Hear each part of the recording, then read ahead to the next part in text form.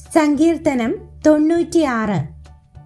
യഹോവയ്ക്ക് ഒരു പുതിയ പാട്ട് പാടുവിൻ. സകല ഭൂവാസികളുമായുള്ളവരെ യഹോവയ്ക്ക് പാടുവിൻ.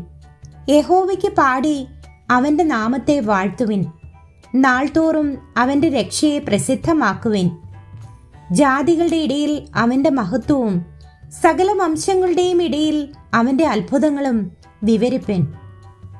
യഹോവ വലിയവനും ഏറ്റവും സ്തുത്യനുമാകുന്നു.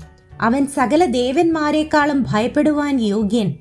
ജാതികളുടെ ദേവന്മാരൊക്കെയും മിഥ്യാമൂർത്തികൾ അത്രേ. യഹോവയോ ആകാശത്തെ ഉണ്ടാക്കിയിരിക്കുന്നു.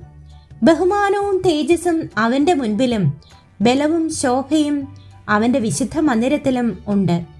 ജാതികളുടെ കുലങ്ങളെ യഹോവയ്ക്ക് കൊടുപ്പിൻ. മഹത്വവും ബലവും യഹോവയ്ക്ക് കൊടുപ്പിൻ. യഹോവയ്ക്ക് അവന്റെ നാമത്തിന് തക്ക മഹത്വം കൊടുപ്പിൻ. തിരുമുൽ കാഴ്ചയുമായി അവന്റെ പ്രാകാരങ്ങളിൽ ചെല്ലുവിൻ. വിശുദ്ധ വസ്ത്രാലങ്കാരത്തോടെ യഹോവയെ നമസ്കരിപ്പിൻ. സകല ഭൂവാസികളുമായുള്ളവരെ അവന്റെ മുൻപിൽ നടുങ്ങുവിൻ. യഹോവ വാഴുന്നു എന്ന് ജാതികളുടെ ഇടയിൽ പറവിൻ. ഭൂലോകവും ഇളകാതെ ഉറച്ചു നിൽക്കുന്നു. അവൻ ജാതികളെ നേരോടെ വിധിക്കും. ആകാശം സന്തോഷിക്കുകയും ഭൂമി ആനന്ദിക്കുകയും സമുദ്രവും അതിന്റെ നിറവും മുഴങ്ങുകയും ചെയ്യട്ടെ. വയലും അതിലുള്ളതൊക്കെയും ആഹ്ലാദിക്കട്ടെ. അപ്പോൾ കാട്ടിലെ സകല വൃക്ഷങ്ങളും ഉല്ലസിച്ച് ഘോഷിക്കും.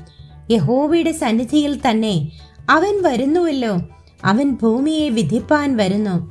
അവൻ ഭൂലോകത്തെ നീതിയോടും ജാതികളെ വിശ്വസ്തയോടും കൂടെ വിധിക്കും.